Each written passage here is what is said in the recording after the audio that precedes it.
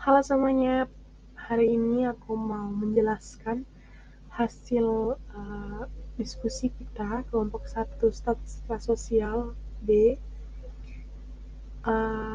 mengenai analisis angket hubungan motivasi belajar statistika terhadap hasil belajar statistika bersama saya Adriana Margaret dengan NIM 107. Hari ini kita mau menjelaskan beberapa macam inti dari hasil ini, seperti rumusan penelitian, hipotesis, instrumen, hasil uji korelasi, dan kesimpulan dari semua yang akan saya jelaskan nanti. Yang pertama yaitu rumusan penelitian. Penelitian ini bukan sederhana banget ya, jadi termasuk penelitian kuantitatif karena jenis datanya itu bisa diukur dan dihitung secara langsung. Penelitian ini berupa bilangan atau berbentuk angka. Jadi kita meneliti penelitian ini menggunakan bantuan dari aplikasi SPSS. Penelitian sederhana ini temanya motivasi belajar dan hasil belajar statistika terhadap mahasiswa. Penelitian ini termasuk penelitian korelatif yang mencari ada tidaknya keterkaitan antara motivasi belajar statistika mahasiswa dengan hasil belajar statistika mahasiswa. Terus tujuan penelitian ini juga adalah menentukan ada nggak sih hubungan antara motivasi belajar dan hasil belajar statistika terhadap mahasiswa.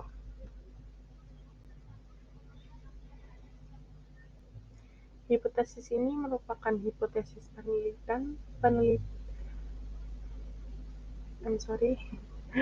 Hipotesis ini merupakan dugaan sementara. Jadi dugaan tersebut dibuat oleh penulis atau peneliti dengan mengacu pada data awal yang diperoleh.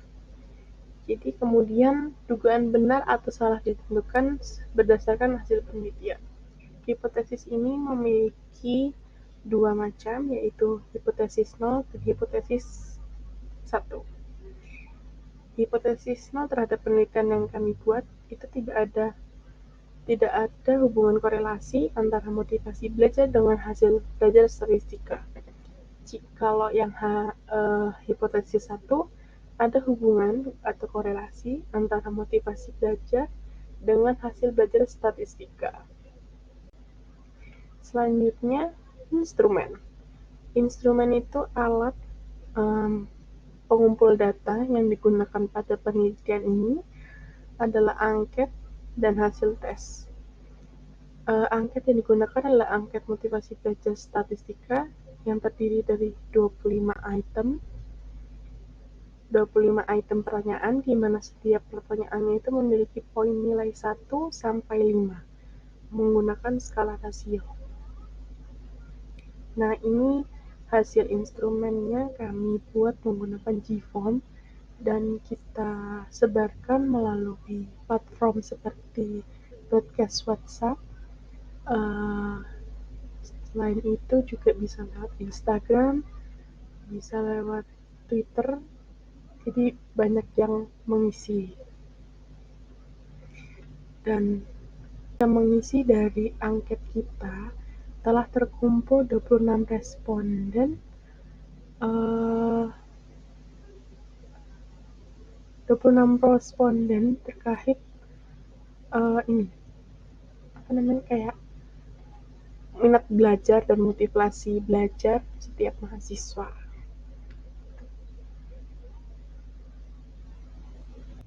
Sebelum saya jelaskan, angket yang kami gunakan ini merupakan angket yang memiliki skala rasio yang dimana angket tersebut memiliki 25 pertanyaan terkait motivasi mahasiswa dalam mengikuti mata kuliah statistika.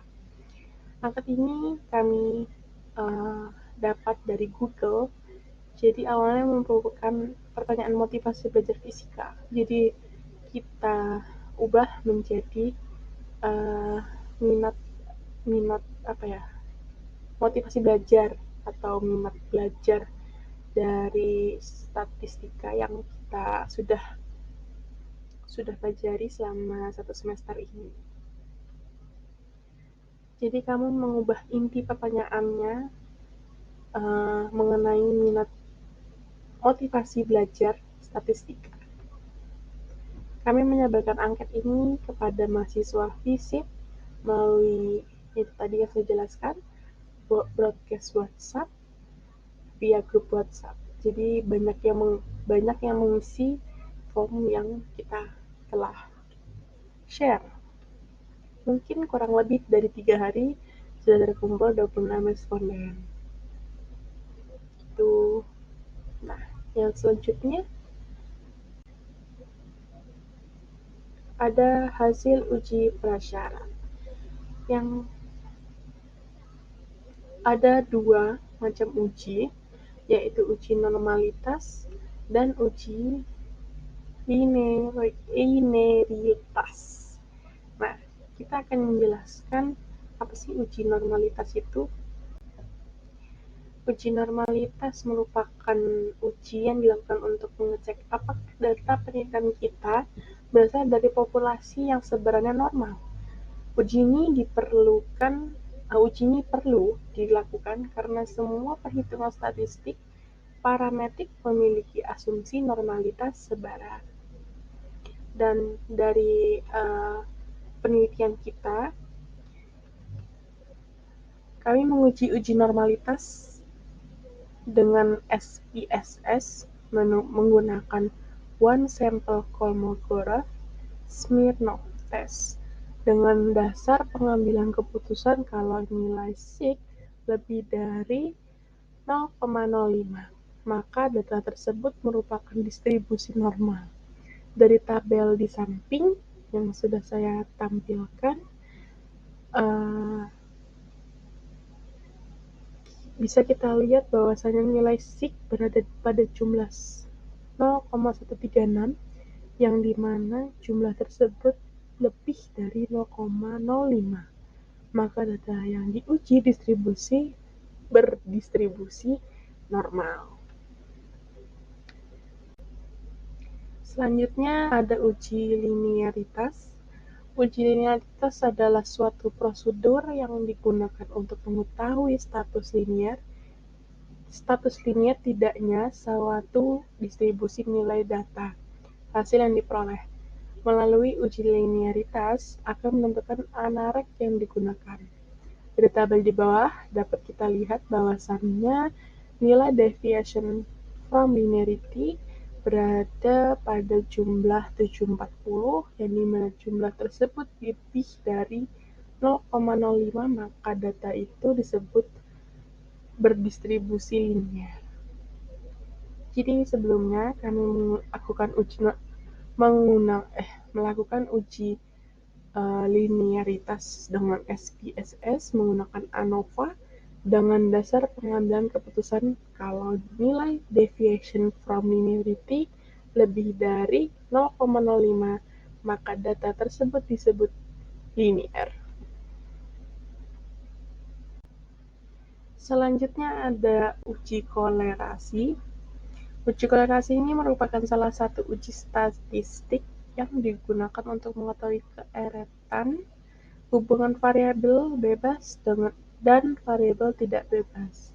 Dari contoh ini, kami melakukan uji korelasi dengan SPSS menggunakan brevet persen dengan dasar pengambilan keputusan kalau nilai sigma lebih dari 0,05, maka data tersebut tidak berkolerasi.